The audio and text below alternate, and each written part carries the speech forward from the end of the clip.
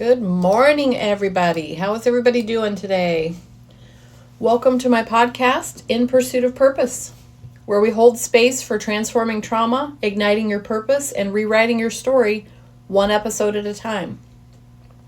So today is part 5 already of my 26-part series, Unraveling the Past from A to Z, exploring the layers of trauma and uncovering a path towards healing.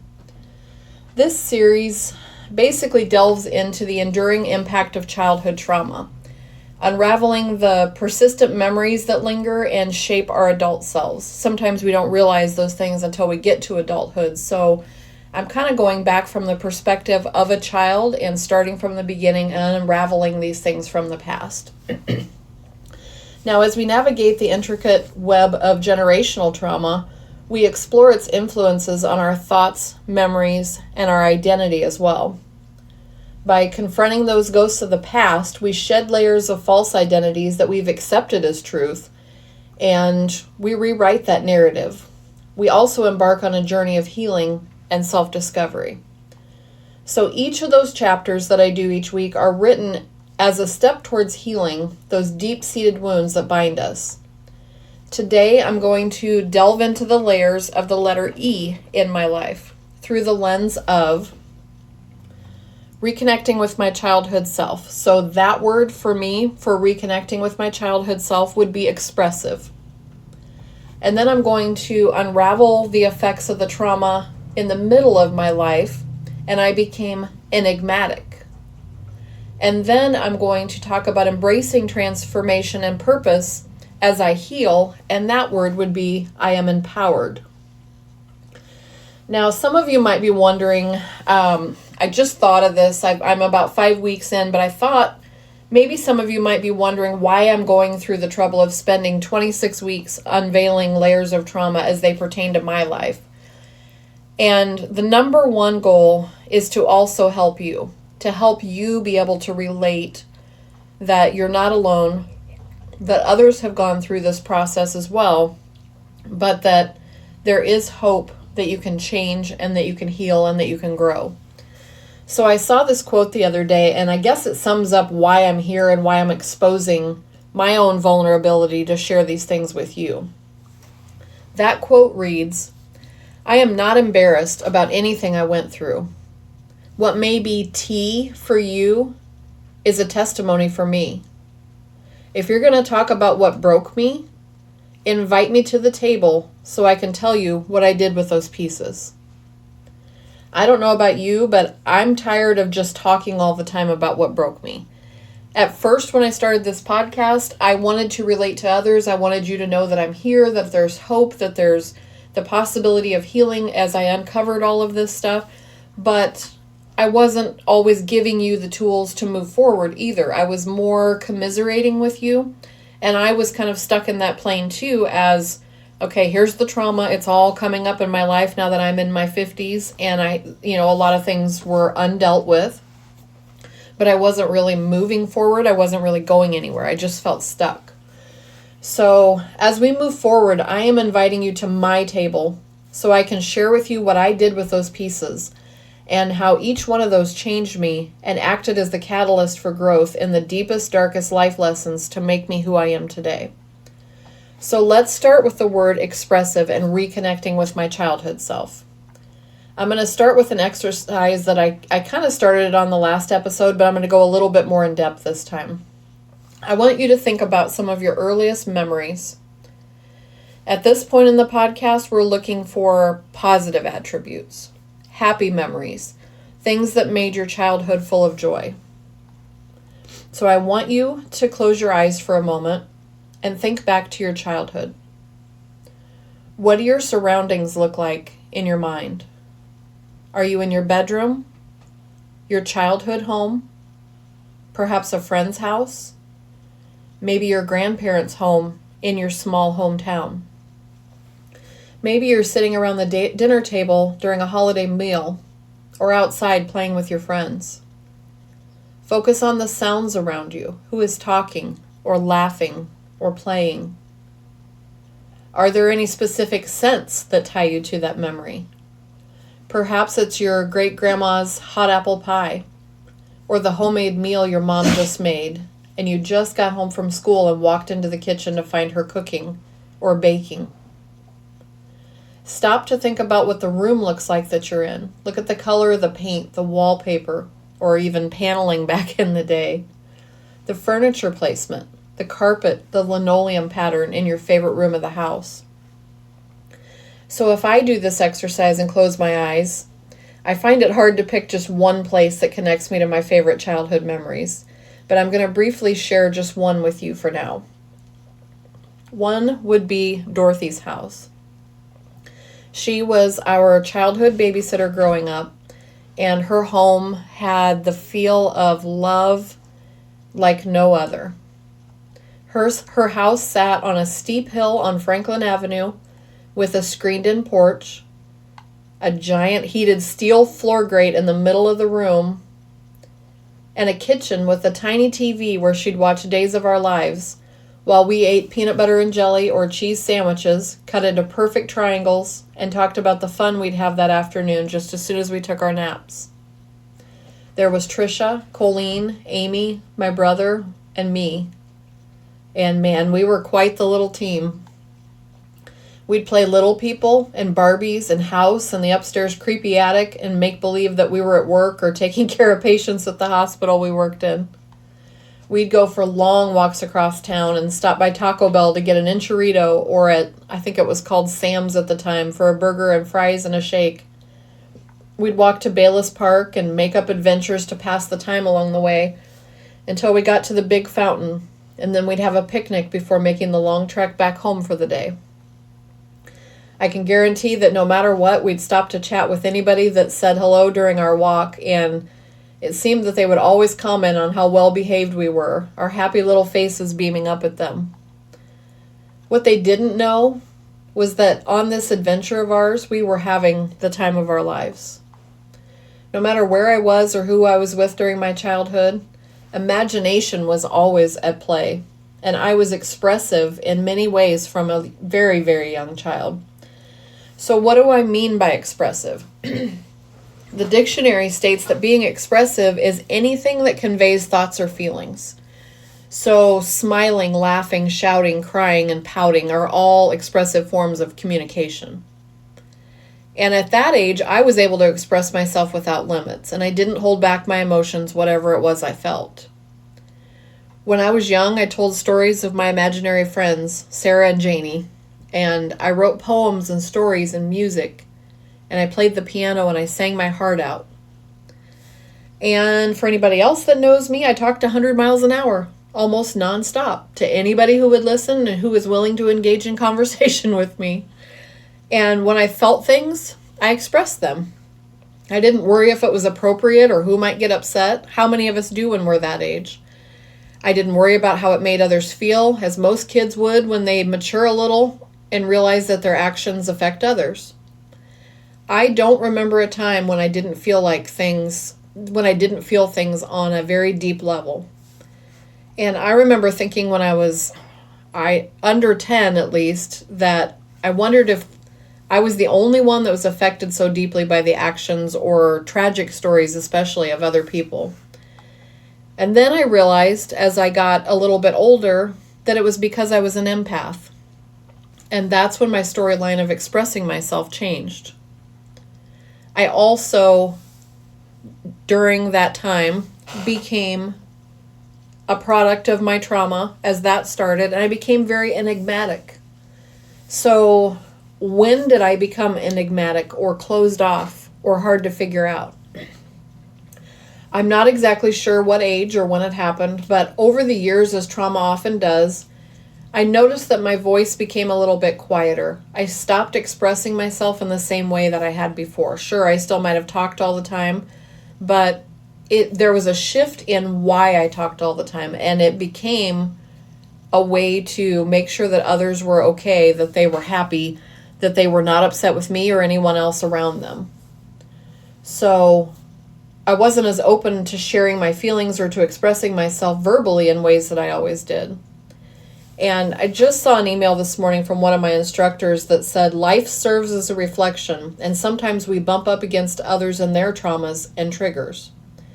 So sometimes in life we don't always recognize our unhealthy or negative responses to others we are communicating with. And they actually become triggers. At least I didn't understand that those were triggers in the early years of either one of my marriages either. Things often felt like they were beyond my control, and I was doing my best to figure things out day by day.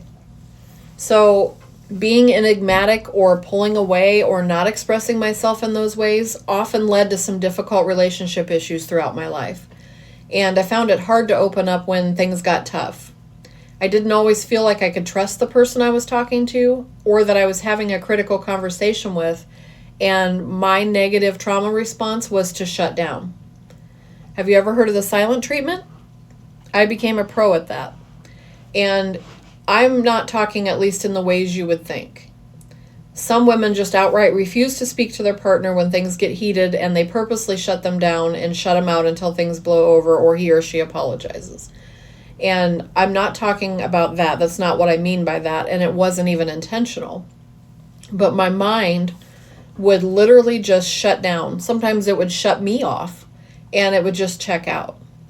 It's kind of hard to explain what I mean by that too, but maybe I'd be talking or arguing or having a heated discussion, and if I felt like my needs weren't being validated or that they weren't listening or that I was being backed into a corner, or if I was, quote, in trouble even at an adult age, I would just shut down. And I would find that the words just wouldn't come. I couldn't force them to come out as hard as I tried. So I would sit in silence while the other person was angry because I wasn't talking to them. And I guess there's no good explanation of what happens during that time. It's like time just freezes when you're in that loop. And it's like I disassociate from my own body and can't express any longer how I'm feeling. It's like being separated entirely from myself and my emotions during that time. And at some point, my mind rejoins my physical body and I can continue the conversation to work towards resolving that conflict. But sometimes it's too late by that time. That other person's thoroughly torqued off at you and doesn't understand what you're even going through. And so now they're shutting down or they're shooting daggers and saying, come on, why won't you talk to me? It's a difficult situation to find yourself in. Now, thank God that my husband that I'm currently married to for almost 25 years understands that trauma response and can predict the way I react sometimes, and we're able to work around it. It wasn't always that way, and sometimes I still falter and forget to use those healthier coping mechanisms that I've learned so that I don't let myself get as triggered as I used to when there is no reason to. But like I said, it's taken us almost 25 years to figure this out. And sometimes I still suck at verbalizing and communicating what I really want to say when I'm in those situations. I've spent a lot of time, too much time actually, in my own head and trying to rationalize everything on my own. I still do it to this day, so I guess in that way I still withdraw when I don't intend to. I still struggle to not be so closed off or difficult to read or to understand. But my husband has helped me a lot more with that than he gives himself credit for, and sometimes I think he knows me better than even I know myself. He always gives me that safe space to be able to express myself. But it's during those times of being quiet and reflecting and keeping myself a safe distance away from others that it's also allowed me to witness and focus more on the internal struggles of others. So this is where this point that I discovered that I was an empath. And I'm thankful for the chance to experience this life lesson too. I have grown to have more empathy for others who walk in similar shoes, and I soon discovered that being an empath shaped the way I see people in general, and in turn changed the way I look at the world. So what does it mean to be an empath? Verywellmind.com explains that an empath is a person that's highly attuned to the feelings and emotions of those around them. Empaths feel what other people feeling. Let me try that again. Empaths feel what another person is feeling at a deep emotional level. Their ability to discern what others are feeling goes beyond empathy, which is defined simply as the ability to understand the feelings of others. Instead, being an empath extends to actually taking those feelings on. And they said that researchers have discovered that what they've dubbed as mirror neurons in the brain, which may help us mirror the emotions of those we come in contact with. Empaths are not just sensitive to emotions, but they tend to pick up on the aspects of the environment. So this means that I might be more aware of sights and sounds and smells and other physical sensations that someone else in the room that I'm with may not even notice. As a result, an empath may be more bothered by certain scents or more easily distracted by noises in their surroundings. Sometimes it's hard for me to go to a restaurant where there's a whole room full of people because I'm not just eating my food or having a conversation with my husband, or I am actually scanning the whole room and watching people's expressions. I can tell you if somebody is tense and arguing, if a parent is stressed out or hasn't gotten enough sleep, or I'm reading the whole room and I'm picking up on other people's emotions, and they do affect me. So sometimes it's hard to just sit and relax in any given situation like that. But I've learned how to control how I let those things affect me in certain situations, and it might be why I require more downtime or more quiet time to unwind in my own home so that I can release those pent-up emotions that I carry from other people's energy. And I've learned that creative outlets such as writing, playing the piano, singing, creating art, reading, and even doing this podcast are ways that I can release those emotions in a constructive, healthy manner as well. Now, there's other aspects beyond my control that kept me from being in control of my emotions or as expressive and carefree with words as I once was before. When I was about 29, I contracted the meningitis virus, and it would change the way I would speak forever. And I thought that it was a temporary thing, but apparently it will affect me for the rest of my adult life. What I didn't understand at the time was that once the virus was over, it can leave many debilitating symptoms in its wake, some of which I experienced and didn't completely understand were the effects of meningitis.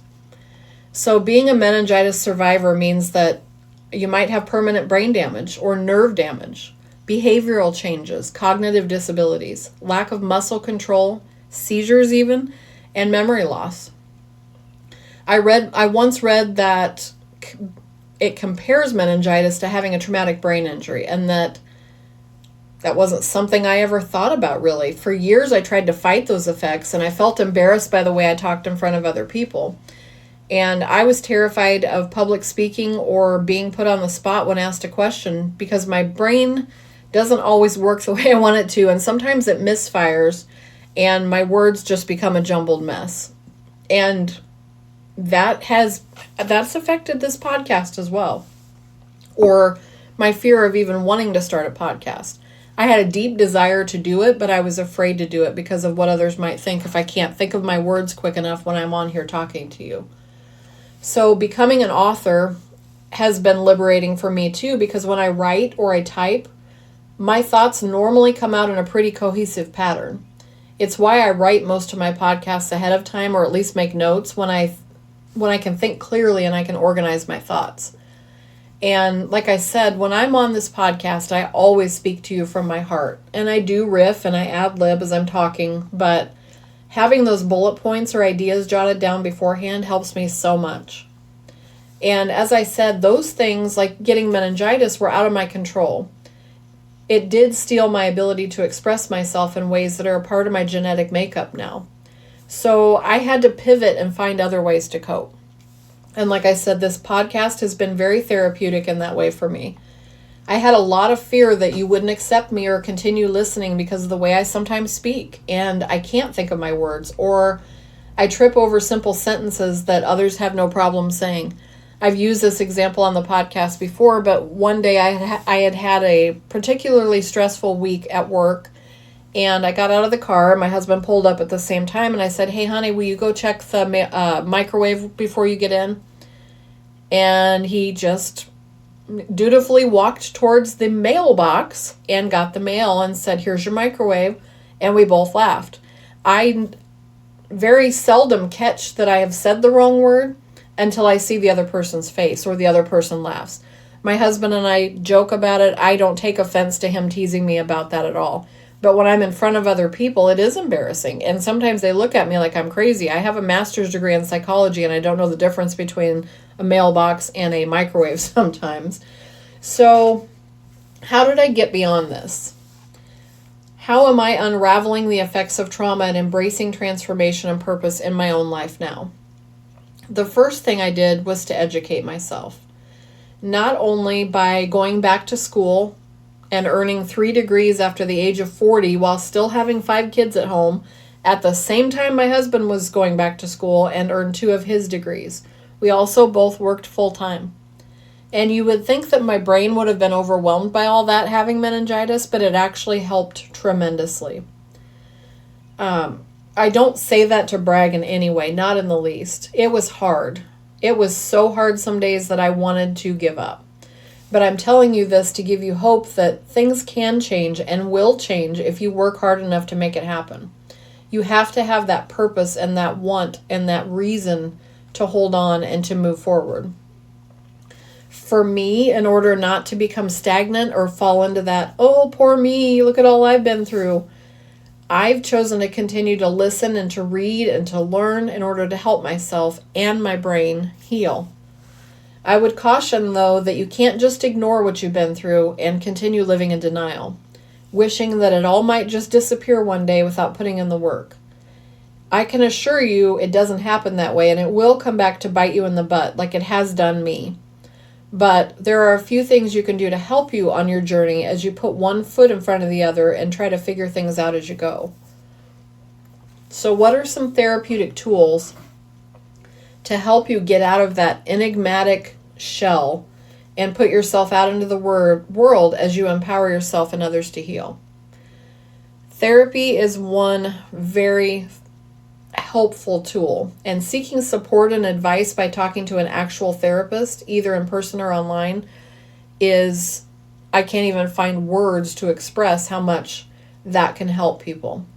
Cognitive behavioral therapy specifically, which is talk therapy that aims to help you manage problems by changing how you think, act, and respond, is very beneficial. Another one is EMDR, which is eye movement desensitization and reprocessing. Now, psychoeducation and trauma helps you understand trauma and how it affects your body. Listening to podcasts from others who are on the other side of the pain, who provide you with hope and healing and resilience and teach you how to thrive and dream and grow and survive and recover. And I'll share the link on the podcast when I put the information on here. It's a list of 60 best trauma podcasts for 2024. And I thought I would share that with you guys so that you can kind of, pick and choose some that maybe you might relate to. Journaling has become something that I've always journaled. I journaled when I was younger, and then I've always journaled in some way of another, whether it be Google Drives, whether it be in my notes, whether it be sending myself emails. But I'm getting back into other forms of journaling as far as just writing my thoughts and feelings and using it more as a therapeutic tool. So, art therapy, music therapy. And another one that I want to talk about is starting to write your memoir. Now, this is where my true passion lies. And I do hold workshops at our local library on teaching people how to write their story. I've taught them how to write their story. I've taught them steps from A to Z on writing your story, and then on publishing and editing your stories to get those out, especially if you're self-publishing and not traditional publishing. But what I'm focused more now on is helping people write their memoirs. So I'm going to get into this a little more in a later podcast because, like I said, I'm a writing coach, and my heart and my purpose lies in helping other people and tell their trauma stories. But my main focus is to help people rewrite new narratives and learn to leave the past behind. So even if you have no intention of publishing it at this time, just getting it out and starting that memoir, starting from scratch, start from your childhood like I am, and write those happy memories, write those happy childhood memories, and before long things will come flooding back and you will be rewriting that memoir that will lead straight through the tapestry of your trauma as well. A good way to heal is through narrative therapy and storytelling. So I encourage people to share their trauma narrative in a supportive, non-judgmental space and learn to cope with their trauma by shifting the focus away from the trauma and viewing your experience through the lens of personal growth and empowerment. And that's the stage I'm in. It's a very pivotal moment in my life right now, and I'm desperately trying to move through the acceptance stage of grieving the person I once was, or maybe even could have been, because trauma interrupted that phase of my life. But I want so badly to be able to see life through a whole new lens, from a different perspective. And lately, I kind of went into fall and winter like I always do with that negative, I hate this time of year. I can't wait for spring. And I don't know if it's because we had like 2 weeks of horrible weather, and then we've had, the rest of the winter's been like 70s. We even had a couple 80-degree days. I just feel like I'm on the cusp of something profound, and it feels like all of my brain cells are firing the way they should be lately, and I've had all kinds of ideas and just creative energy that's burning the midnight oil. But I'm excited for the first time in my life to see where this new path and this new season leads me. The bottom line is that I want you to know, and I need you to know, that there is hope. No matter what stage you're in right now on this healing journey, there is hope. I am learning to break the silence this year and to reclaim my voice as I educate and empower myself by sharing personal experiences with you guys that are directed at inspiring all of you to find your voice and embrace your power to heal too. I'm learning to embrace this journey no matter how difficult the path may seem at times. So, in conclusion, I want to remind you that there is light at the end of this once dark tunnel. I can see it. I can finally see it. And I know that I'm heading in the right direction because I feel a weight lifting as I shed these layers that I've hidden myself within to protect myself. It's time to embrace our true selves and stop hiding. Stop living in shame because you haven't done anything wrong. You've merely picked up coping mechanisms, some unhealthy, or some healthy, some incredibly detrimental to your authentic self. But what matters is that you're still here. You are still moving forward no matter how much it hurts. And you get up every single day just as I do, and we fight like hell to find the person again hidden beneath the layers of trauma that have imprisoned us for far too long. In this journey called life, we often encounter experiences that shape us in profound ways. And it molds our beliefs and buries us under layers of emotions within us. For some, like myself, this journey involved a transformation from being naturally expressive to becoming enigmatic and closed off, harboring unspoken truths and silencing my voice out of fear. So unraveling the layers of trauma that have accumulated within us is a challenging but very important step towards finding our way back to ourselves. And like I said, as a child, I reveled in the freedom of expression. I wore my heart on my sleeve and I embraced authenticity with every fiber of my being. However, life's unpredictable turns introduced me to pain and struggles that I was ill-prepared to face. Gradually, I found myself recoiling into a cocoon of silence, and I wrapped myself in layers of protection that suffocated my once bold, expressive self. As many of us have learned the hard way, healing is a journey, not a destination. Now, I embarked on a path of self-discovery and restoration, and I'm committed to shedding that shell of protection I had constructed around me. And when I say that, I always picture a turtle with a hard shell around it and its tiny little head just barely emerging until it knows it's safe to come out.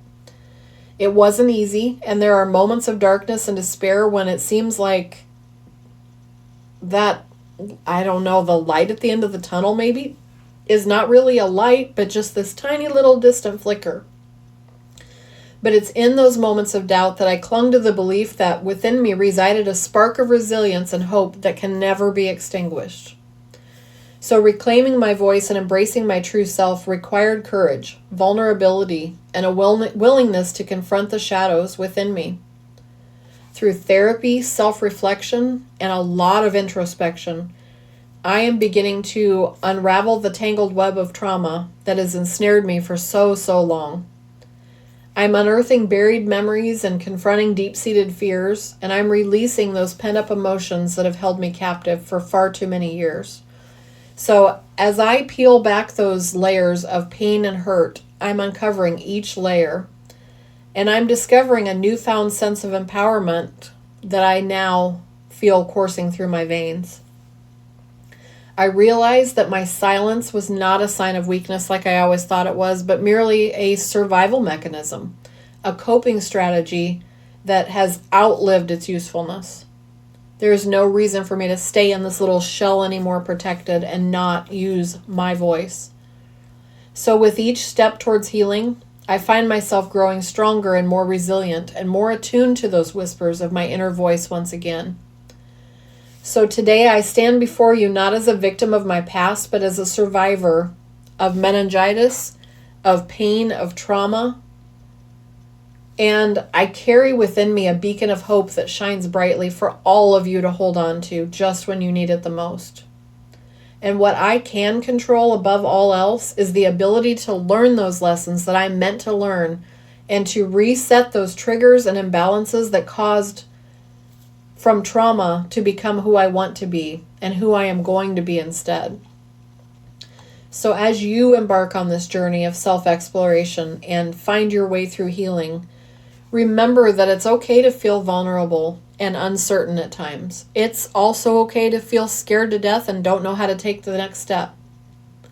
Embracing your true self after trauma means acknowledging that pain you carry. But it also means honoring the resilience that sustains you and has gotten you to this point where you are today.